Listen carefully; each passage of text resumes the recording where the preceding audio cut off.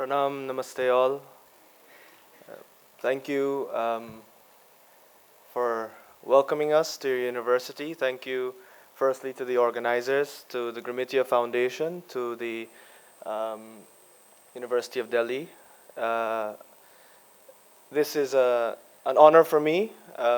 It's an amazing conference, an amazing initiative that's meant to bring to fore the importance of the Gramitya community, a community which has long been left aside, long been left to fend for itself, but rightfully so, it has gotten greater and greater recognition as countries across the world, including my country like Guyana, Suriname, South Africa, continue to rise as well, in addition to India's rise.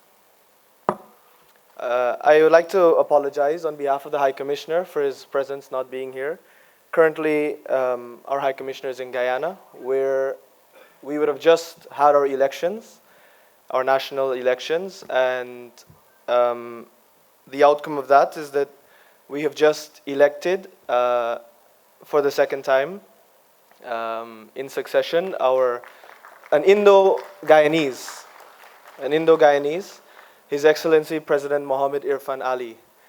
And I just want to use this point to highlight just something very important. That this is what Gramitya means.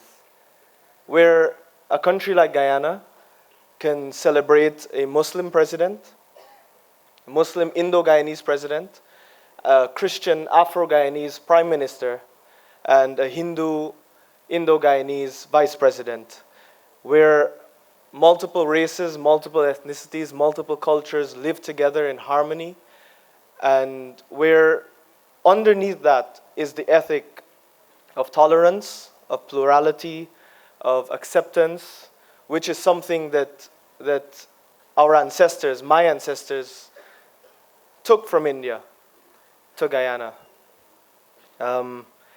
The ship that we received, the little gift, is a very nice token.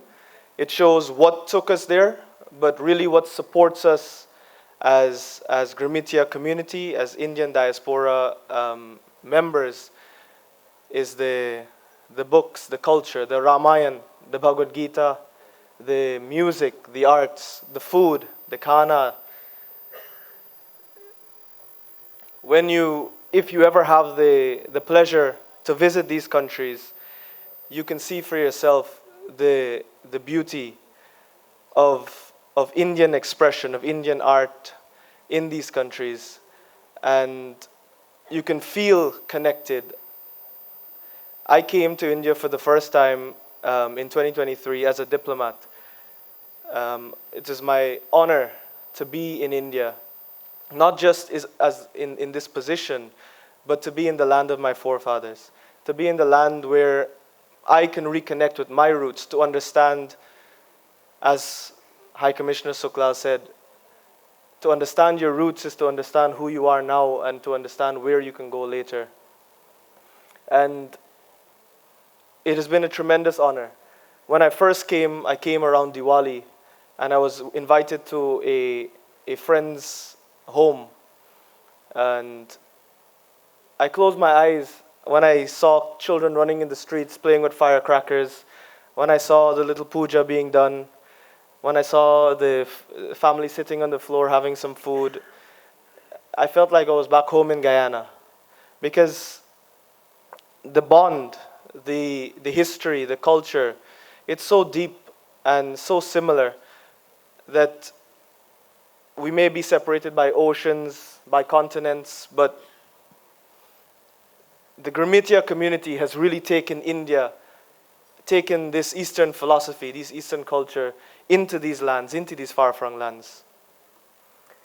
And that is why, as India rises and takes its rightful place in the world as a civilizational state, as a powerful state, not in pride or not in ego, but in terms of an outlook that can show the world something different. I was at a conference recently talking about climate change. As young people, we all know climate change is a big thing. It's a big challenge in the world. But one conclusion I came after living here, two conclusions, is that one, the world talks about climate change so much, but in effect, our relationship with nature has not changed. We are still exploitative. We are still pulling out of the earth and not giving back. We're still taking and taking, and we want more and more. And Sri Trivedi alluded to it too, this individualism of the world, of Western culture, I would say. But having lived in India, I see that there's a different way of living, where you can live more closely with nature, where you can live more closely with trees and animals and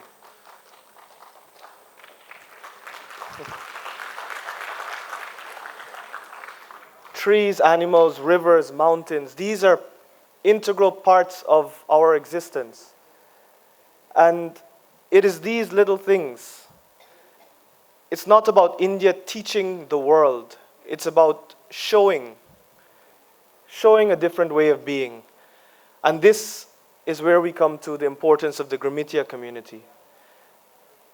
Because while there are 35 million Indian diaspora members living across the world, and the Gramitya account for just 10% or so, the Gramitya community are heads of state, they are business people, they are Nobel Prize winners. They are pioneering, they are leading countries across the world. Even where they are not a majority in the population, you see in, for example, in the Caribbean, but also in Africa, North Africa, but also Africa, they are taking places of positions of power. It is through these countries that India's rise can also be shown, that India's ethic, India's values can also be shown, can also be promoted, as in the case of Guyana, where we have a Muslim president, a Hindu vice president, a Christian prime minister, where people live together as one, where African, Indian, indigenous, you come out and you play Phagwa, you play Holi, where everyone goes to the main city to see a Diwali motorcade for Diwali. It's a national holiday, it's a national treasure that we have. And so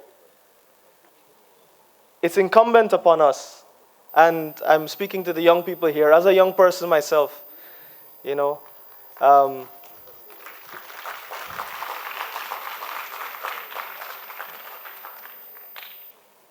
it's not a relationship that will just grow by itself. Of course it will grow by itself. It has been growing by itself for the past 200 years. But it's time for us to take it to another level, to be more intentional, to be more engaging and proactive with this community. And so there's a gap in academia, in arts, in culture that can be bridged.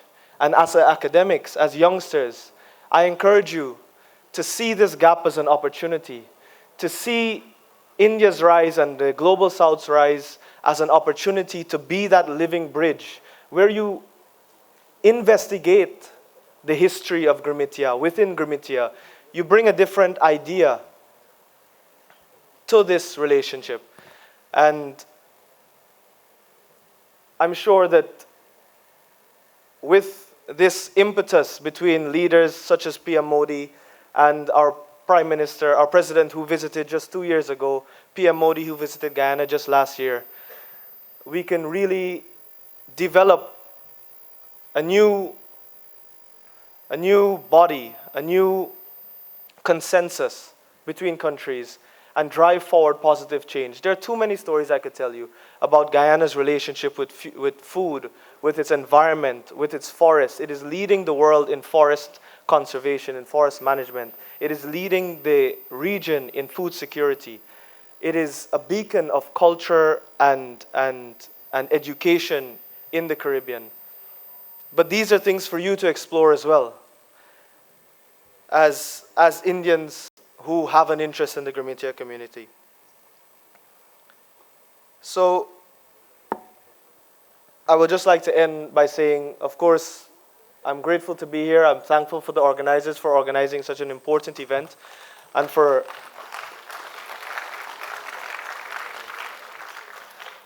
continuing this dialogue. As an Indian origin individual, as a youngster, as a diplomat, as a representative of my country, I am deeply honored to be living in India, to be experiencing India, especially at this most important time. It's an inflection period, I believe, in world history. And it calls all of us to look to the world, to look to our place within the world. And the Grameentia community is an important facet of this place of Indian community, of Indian ethic within the world. So with that, I thank you all for listening, and thank you for graciously welcoming us.